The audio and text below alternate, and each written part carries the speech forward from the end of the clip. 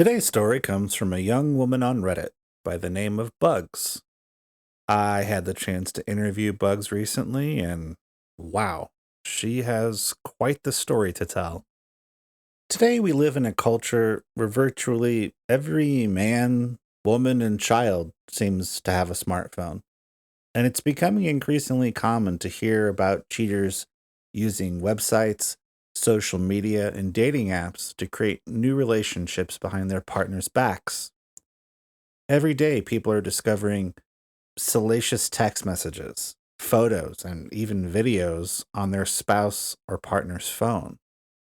The result is what many feel is a shaky future as couples around the globe try to navigate around ever expanding technology that not only makes it easier for cheaters to cheat, but makes it harder for them to be caught.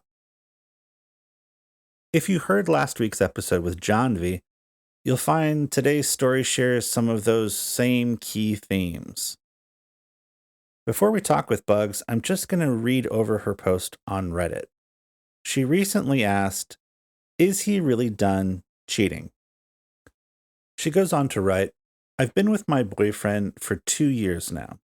We've had quite a few situations with infidelity on his part, from real life cheating to waiting until I go to sleep so he can look at OnlyFans. The last time I caught him was a few months ago when I made a fake Snapchat account to see if he would make plans with me. Of course, he did, and I called him out on it. But lately, I haven't seen a single thing on his phone, but I have a feeling he's just learned to delete things. He tells me he hasn't done anything in months, and as far as evidence goes, I can't argue with that. But my gut feeling tells me he's just gotten smarter with covering his tracks. How can I know for sure if he is or isn't cheating if all of the evidence has been deleted? I requested his Instagram data, but I'm waiting for it to process. I'm also not even sure if it will show any deleted content. I would try the Snapchat catfish method again, but I'm banned from Instagram for other reasons, so I'm unable to check. Any advice on how to get to the bottom of this? Bugs, welcome to the program. Yeah, absolutely. Thank you so much for having me. I realize this is, not a fun topic for people to discuss, and it really does take some courage. And we really just appreciate you just sharing your story with us. If I could just start at the very beginning, give us like a brief history of your relationship, how long you've been together with your, I don't think it's a spouse, it's just a partner, and then what your early perceptions of them was like prior to discovering their infidelity. Yeah, absolutely. So we met in October of 2021. We actually met on Tinder, which should have been my first red flag. But we quickly started dating after that. It was just immediate infatuation, I would say. We got serious pretty quickly, and not long after that, he came out and told me about the first case. Everything had gone smoothly prior to that, so, it definitely built some distrust, but we've tried to work on it and move past that. Um, Obviously, that was not possible, and things quickly went downhill after that. Um, But yeah, it's been a roller coaster to say the least. Sure. How okay, so would you describe the relationship as being seemingly healthy before the discovery? Yes, I definitely would. We both ha were very trusting in each other and understanding, very open, and just honest with each other. Ever since that first time, that's when things really started to shift and started to become unhealthy. The trust just was not able to build back up as quickly as we expected it to. Right. But it definitely did start out as the healthiest relationship that I've ever been in up to that point. So I was completely taken aback, when I found out. I had no idea and definitely did not see it coming. So you saw them, and if we can give an alias to the partner, call him, I don't know, Sam. Does that work? Perfect. Okay, so like Sam, like you trusted Sam. You didn't have any reason to distrust Sam. And so if, up until this point, you felt safe and comfortable and happy in the relationship. Is that fair to say?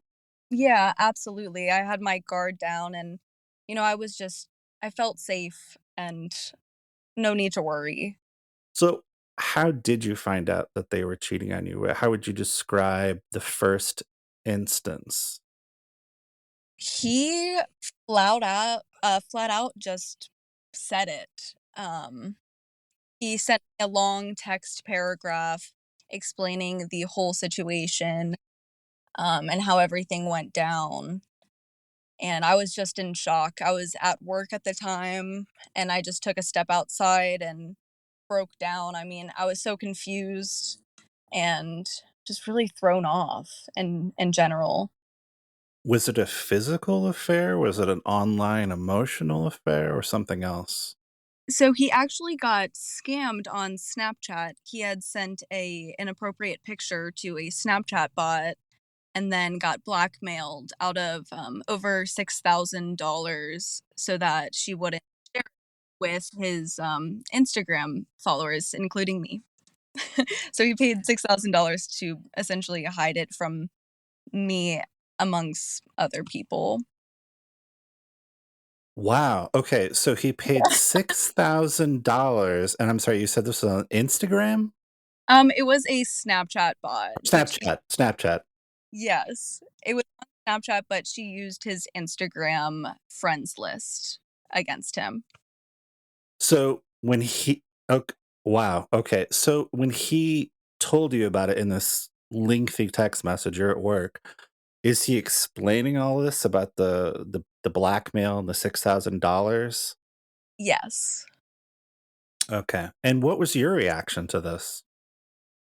I honestly don't remember how I responded or how I texted back. I don't remember at all. I just remember how I felt physically in the moment, and I just I mean, I, like, collapsed to my knees, like, "What? What do you mean what do you mean you did this and this happened?" It was just mind-boggling. So, yeah, I mean, I think that's a pretty normal reaction to and just to go over it again, not to beat a dead horse, but you Mhm. trusted this person. You trusted Sam. You had no reason to suspect that you were going to be told something like this, or anything Yeah, like that. Is that right? absolutely correct. No, we had a very, very open and honest relationship up until that point, and I had no reason to suspect that there was anything hidden from me whatsoever. Okay. Wow, okay, so that is quite shocking, to hear.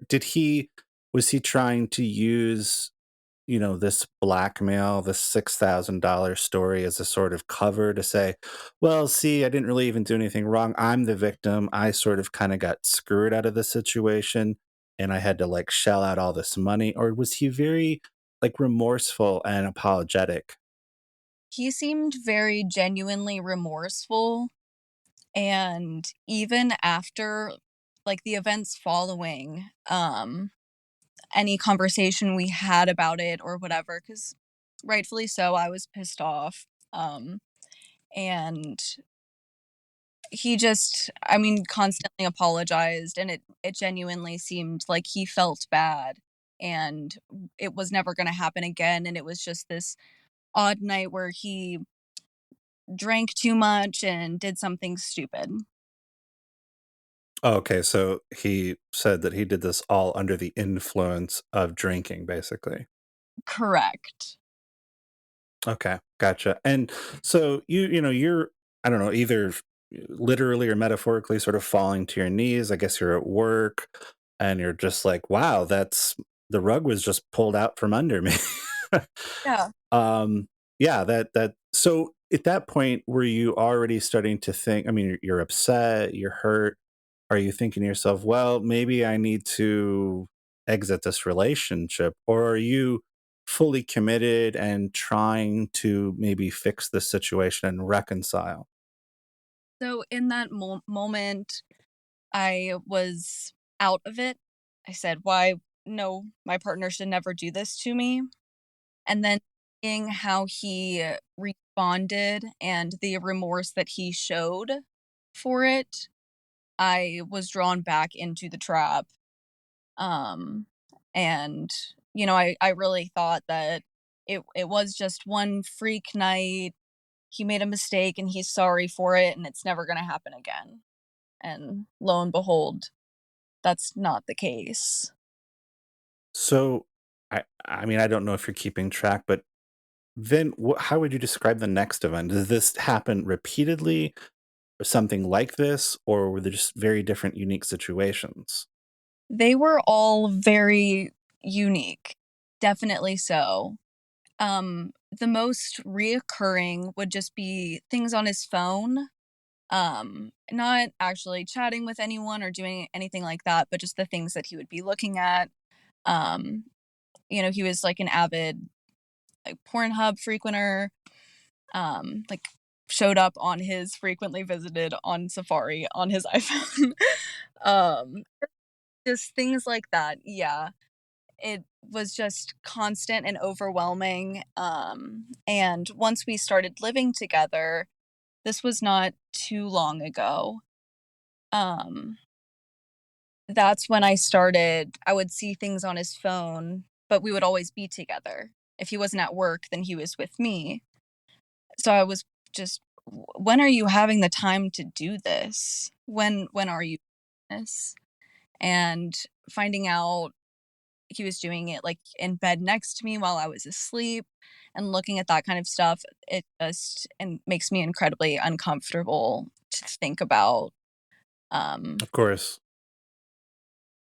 So, you mentioned in your Reddit post, and I think it's kind of what you're just saying is that he would wait until you went to sleep, and then maybe he would get on like OnlyFans, Mhm. or maybe Pornhub or some other site.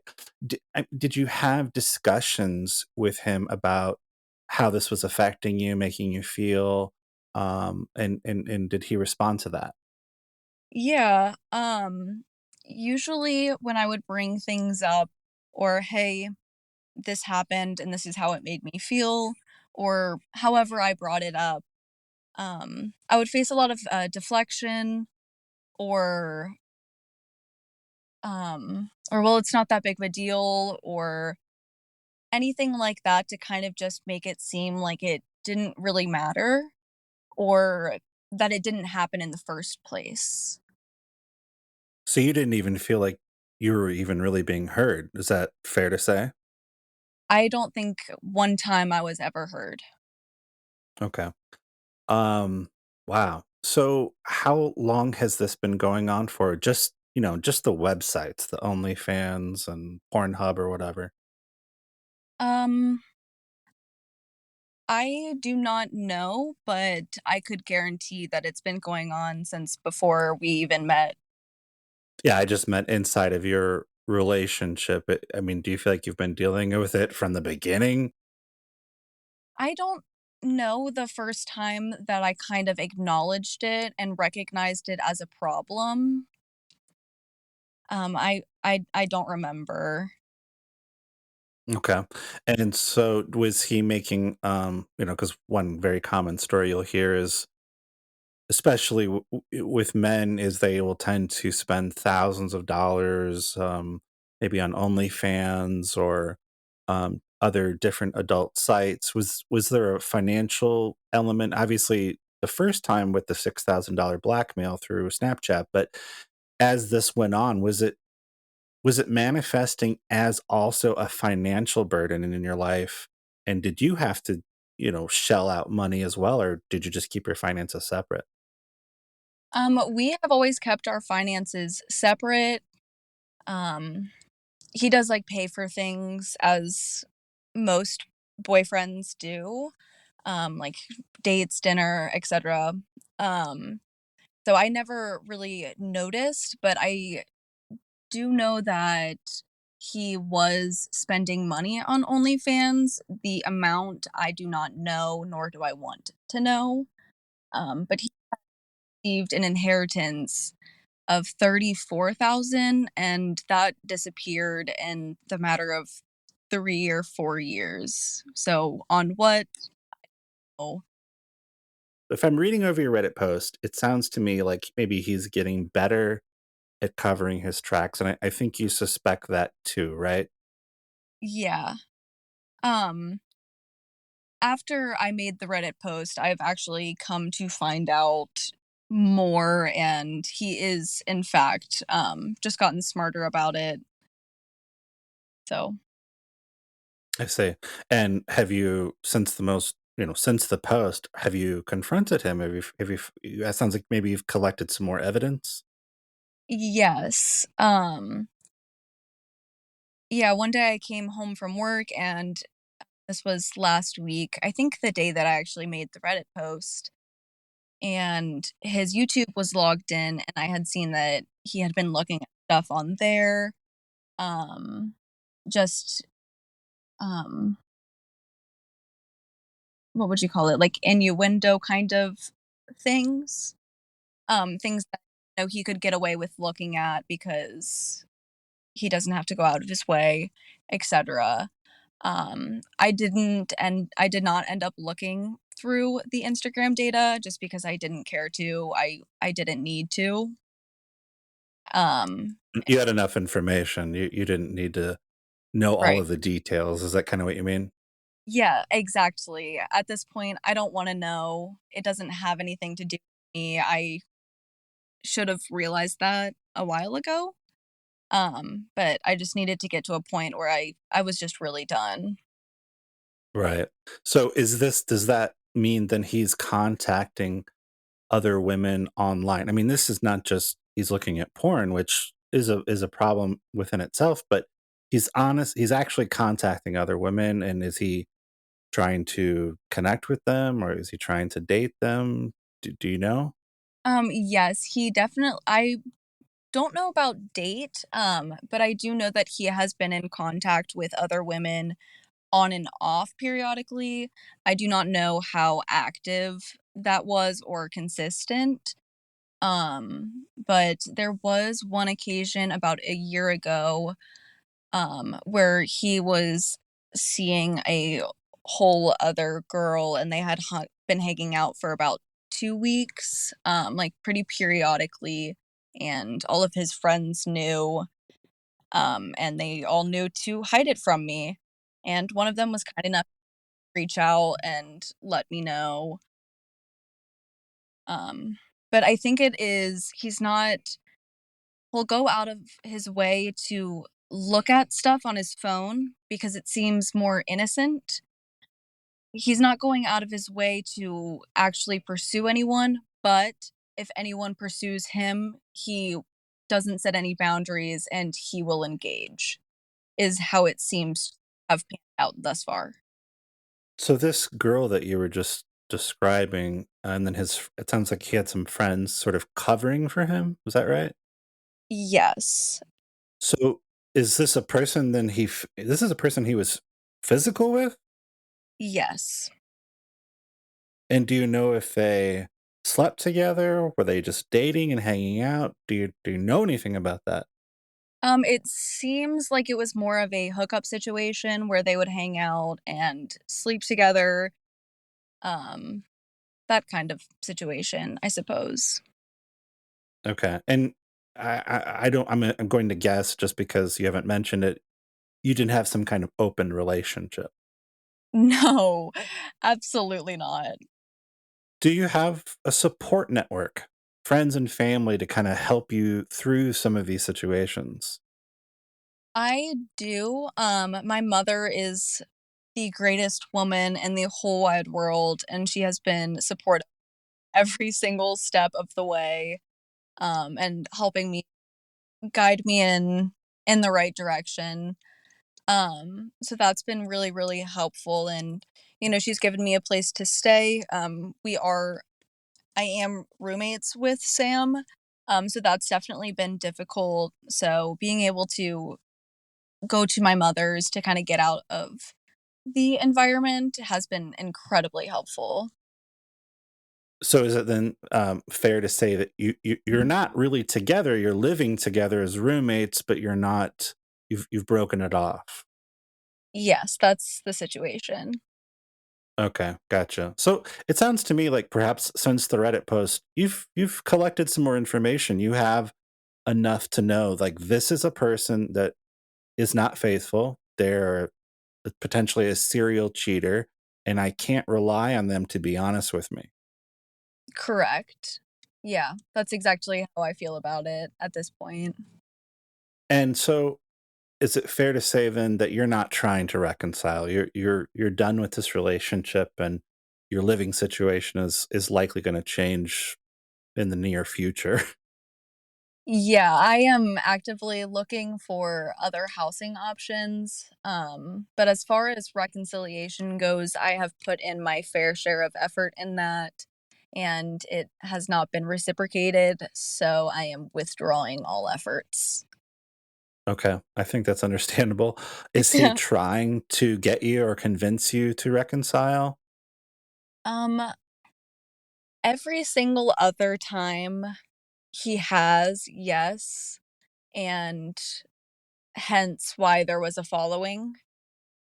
This time I think that he understands that it doesn't matter what he tries to do or what he says or what growing and healing and everything he does, it's not gonna change my mind.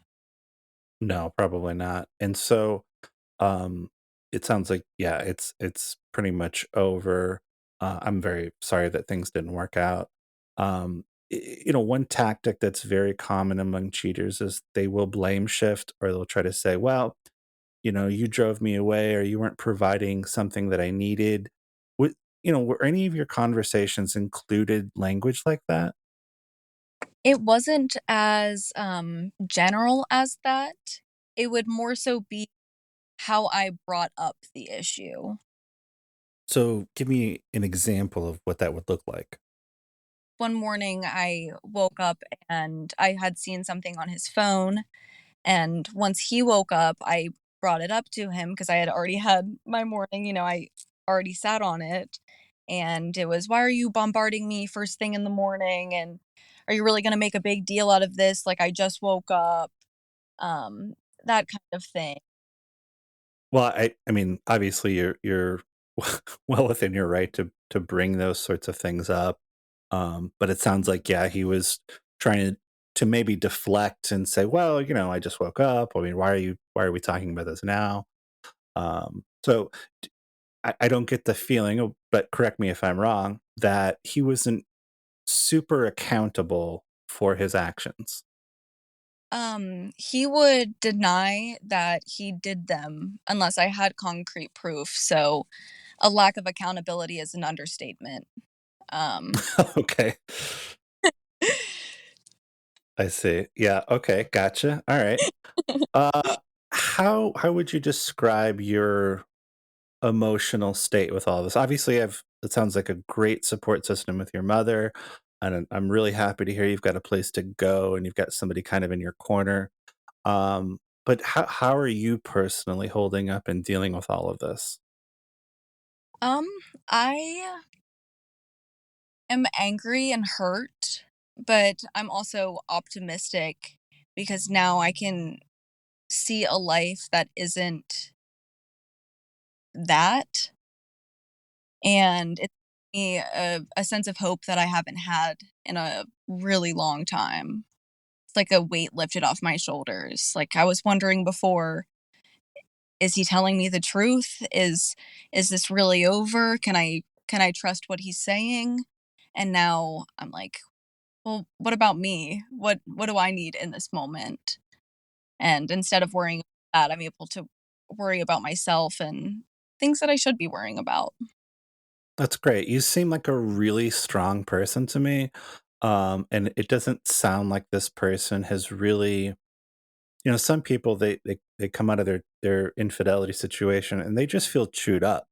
and they have a really difficult time bouncing back. And so that's a a very common story, unfortunately. But you sound very resilient to me, and I'm thrilled to hear that you're focusing on yourself, and you're not letting this bury you. You know what I mean?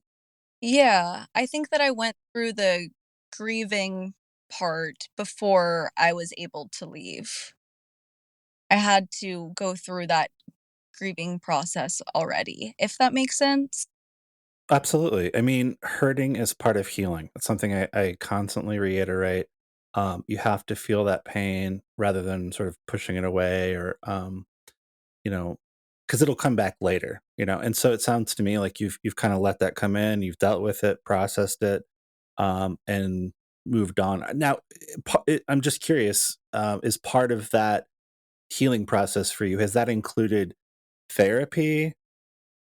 I am seeking therapy options, but I have not yet. Um, I have been more of a meditative therapy, if that makes sense. More just sitting in silence and sitting in my body and with my emotions to try to process them more than I have allowed myself to in the past, if that makes sense. Yeah, absolutely. Totally. Okay, that's great. Um, all right. And so you're still roommates. Do you still talk about these issues with him, or you pretty much just leave each other alone? We pretty much just leave each other alone. I try to avoid it as much as possible. I don't have anything to say, and I don't think that he does either, so there's no point in talking, really. Now, is the and you don't have to answer these questions. I'm just curious about with your living situation. You said that you're trying to find another place. I mean, a lot of people might say to you, "Well, he needs to go." Why are you moving? So we actually live with 2 of his friends. So, I see. So, is it a shared lease? You're all on it, or is it just you and him, or just his friends? we are on a shared lease, so Okay. So then, did you just decide like I'm going to be the one to leave because it's kind of him and his friends? it is his friend's house, and we are all just leasing his friend's house. So I just think that it is not my position, nor do I really want to. I understand completely. Yeah. No, it's just common story is the cheater will want, perhaps just leave on their own, or they'll want the other person to leave. And of course, everybody that is trying to defend the victim in this situation is to say, well, no, you need to leave. But I understand that's a very specific situation. So totally get it. Going through all of this situation, I'm glad that you're moving on. I'm glad that you're, you know, leaving this behind. I don't think it was probably healthy for you. What advice, if any, would you give somebody else in a similar situation as yours? Please, for the love of God, listen to yourself. Listen to what listen to the things that you already know. If you are having doubts, they are for a good reason. You are right 100% of the time, regardless. So please just listen to what your heart is telling you. Absolutely. I couldn't agree with you more. Your mother, it sounds like, has been a great ally to you. What kind of advice has she given you during this time? She more so listens, um, than anything. She just wants me to do I what I feel I need to do. Um, I don't know, like, verbal advice comes to mind, I suppose. It's more just the safe space that's created to talk about these things and to continue to have to learn my lesson, and not hold any shame for doing so. That's wonderful. Yeah, a lot of mothers tend to tell you what to do, or what you ought to do, and if you don't do it that way, then you're not doing the right thing or whatever. I don't know how you would word that, but it sounds like you've got the right kind of support, which is I'm here to listen, I'm here to give you a space, you can stay here. So that's awesome. I think that probably has a lot to do with your success. Thank you. Yeah, she is so wonderful. I love her so much. I couldn't be more grateful. Oh, that's wonderful. So, one final question. Going forward, obviously, you're probably not thinking too much about your next relationship, but how do you feel that this relationship and the infidelity, the distrust, how do you think that's going to affect your next relationship? And do you feel like trust has been torn down to a level where you're going to maybe be a little more cautious next time? I definitely will be more cautious, but I don't think that it will be in a bad way. More just actually having standards and not accepting anything below that. Taking that first red flag and saying, "Okay, goodbye. We don't need to explore this further." Just less patience, um, I would say is gonna be key. Sure, that makes total sense. Well, thank you so much for sharing your story with us, Bugs. And thank you Um, for having me. please keep us updated on how things are progressing in your life as you're moving forward. Feel free to come back and let us know how things are going. I'm sure it's very awkward having to continue being roommates with your abuser because cheating is abuse. But I'm glad you got a support system with your mom. I really do wish you all of the best. I know it's not easy talking about it, but you just did it perfectly. I'll be praying for you to find the answers you're looking for and to help you kind of navigate out of this situation. Please remember you're not alone, even when you feel like you are. So many of us have gone through similar situations or are going through it now. It's never easy, it can be heartbreaking, can be gutting. But we really want to support you and see you get through this and be a happier, healthier, and stronger person. I think you're already a super healthy, happy person. You're doing great. You sound great to me, but keep doing it because what you're doing is great. Thank you again so much, Bugs, for coming on. I really love talking to you today. Oh, you got me tearing up. Thank you so, so much. All right. Thank you so much, Bugs. Keep us up to date and have a great day. Right back at you. Thank you.